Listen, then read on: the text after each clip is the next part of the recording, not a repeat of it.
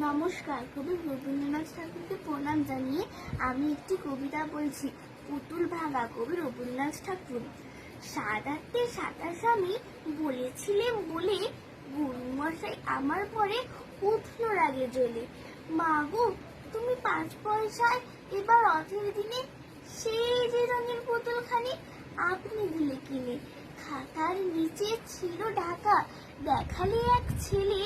গুরুমশাই রেগে মেগে ভেঙে দিলেন ফেলে। বললেন, তোর দিন রাত্রি কেবল যত খেলা, একটুও তোর মন বসে না পড়াশুনোর বেলা। মাগো, আমি জানাই কাকে, ওর কি গুরু আছে? আমি যদি নালিশ করি এক্ষুনি তার কাছে। কোন রকম খেলার পুতুল নেই কি মা ওর ঘরে? সত্যি কি ওর একটুও মন নেই পুতুলের পরে? সকাল সাজিয়ে তাদের নিয়ে করতে গিয়ে খেলা, কোনো পড়াই করেন নাকি কোন রকম হেলা? ওর যদি সেই পুতুল নিয়ে ভাগেন কেহ আগে, বল দেখি মা ওর মনে তা কেমন তর লাগে। নমস্কার।